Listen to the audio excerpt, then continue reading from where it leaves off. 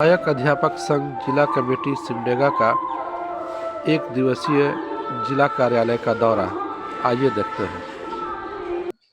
कल जिला कमेटी सिमडेगा जिला कार्यालय के दौरे पर रही। जिला कार्यालय में डीएससी साहब से मुलाकात करना था, लेकिन हर बार की तरह इस बार भी ऐसा हुआ कि हम लोग जब प्रतिनिधि मंडल जिला कार्यालय पहुंचा तो पता ये चला कि डीएससी साहब नहीं है और डीओ साहब भी नहीं है। ये मतलब हमारा जो स्रोत था, सूचना का स्रोत, वो गलत था। हमने पहले पता लगाया था कि डीएससी साहब आ रहे हैं कि नहीं आ रहे हैं, तो यही पता चला था कि डीएससी साहब अभी रेगुलर आ रहे हैं, हर दिन आ रहे हैं।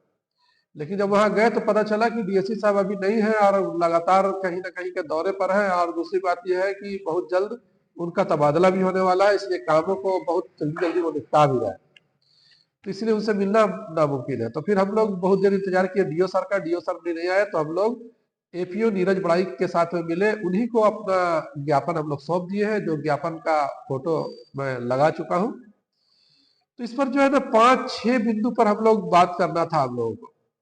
जो सबसे पहला बिंदु था वो था 4% इंक्रीमेंट। 4% इंक्रीमेंट के बारे में एक लेटर पहले से घूम रही है, वो लेटर 1 साल पहले की है। उस लेटर में लिखा है कि हर वर्ष संपुष्टि, सेवा संपुष्टि के उपरांत 4% की वृद्धि की जाएगी। तो हम उसके बारे में फोन के माध्यम से तो 2-3 बार बात कर चुके थे, लेकिन फेस टू फेस सीधे डीएससी या डीओ से बात करना था। तो ये मतलब है कि ये दुर्भाग्य हुआ कि डीएससी साहब नहीं मिले।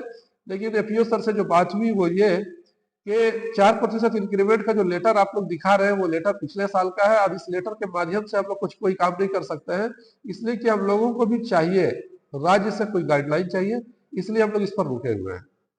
तो अब यह है कि इस पर हम लोगों को बात करना पड़ेगा अपने प्रदेश कमेटी से कि वो लोग जाएंगे और जाकर के इसके लिए लेटर निकलवाएंगे।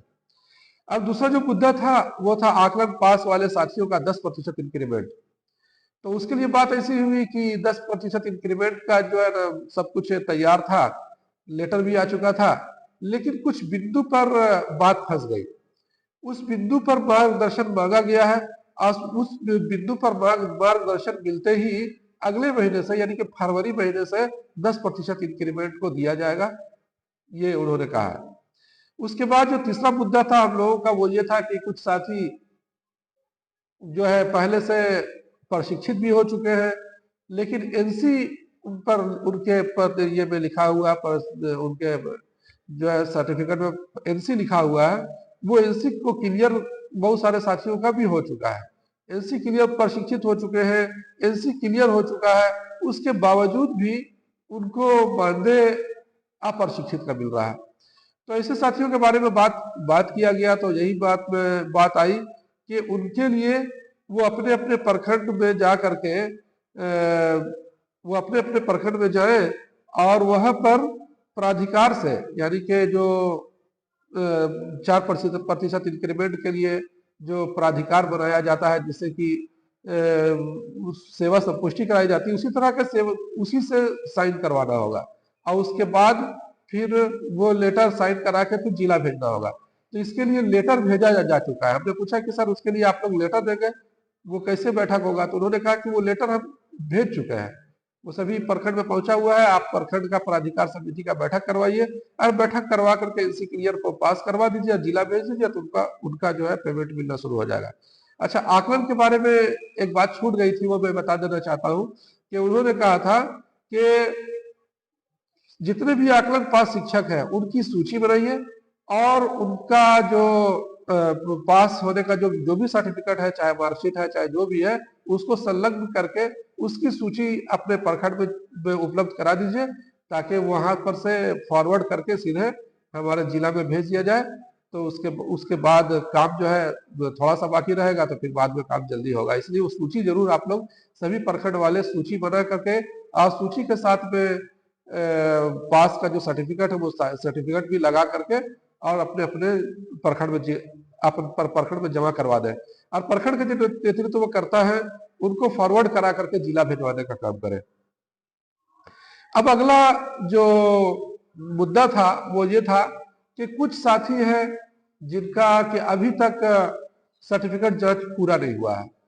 उनके बारे में बात किया गया। तो पता चला कि जिन साथी का भी सर्टिफिकेट जमा नहीं हुआ था, मतलब नहीं आया था हो करके, सर्टिफिकेट जो है ये होकर के नहीं आया था, वो सब आ चुका है, लेकिन बिहार बोर्ड का अभी भी बाकी है। बिहार बोर्ड का 1800 का डीडी मांगा गया था, 1800 का भेजा गया, लेकिन जब 1800 का भेजा गया तो फिर वहां पर से फिर निर्देश आया, वहां पर से लेटर आया कि आपने 1800 का भेजा है, जबकि हमने 2100 का भेजा था, 2100 का डीडी मांगा था। तो फिर से उनका 300 का डीडी बना के भेजा गया। हालांकि उन्होंने कहा कि 1800 ही मांगा गया था, मगर ये बाद में ये कहां से बात आ गई कि 300 और भेजिए, तो फिर से 300 भेज दिया गया है। वो 300 भेजने के बाद वहां पर से क्लियर होकर के आ जाएगा, और जब आ जाएगा तब फिर सेवा संपुष्टि के लिए भेज दिया जाएगा। अब पांचवा जो मुद्दा था वो ये था कि कुछ साथी है जैसे बंगरा टोपनो, उस तरह के जो साथी हैं जिनका कि कोर्ट के माध्यम से ये लोग जीते थे, कोर्ट इनको सेवा से हटा दिया गया था, फिर ये लोग कोर्ट गए, कोर्ट से फिर इनकी जीत हुई, फिर दोबारा से इनको विद्यालय में ज्वाइनिंग करा दिया गया, कुछ महीने तक इनको मानदेय मिला, फिर इनका मानदेय रुका हुआ है। इनका मानदेय इसलिए रुका हुआ है कि पोर्टल में इनका इनका आईडी रजिस्टर्ड नहीं है। तो इनका पोर्टल में आईडी रजिस्टर्ड कराने के लिए इन लोगों को पहले से भी बोला हुआ है, मगर उनका ये कहना है कि उनको उनसे ये कहिए कि एक आवेदन बनाए डीएससी के नाम पे, और वो अपने प्रखंड में जमा करेंगे। वो बीओ के थ्रू से वो आवेदन हमारे पास आएगा, उसमें पासबुक अपडेट करके उसका फोटोकॉपी भी लगाना है।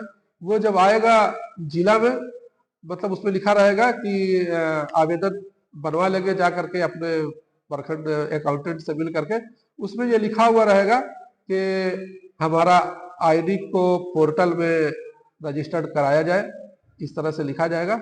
और फिर वो जो है जिला कार्यालय में उसको पोर्टल में उनका पासबुक को अपडेट कर दिया जाएगा, उनका आईडी को रजिस्टर्ड कर दिया जाएगा, तो फिर उनका जो है मानदेय मिलने लगेगा।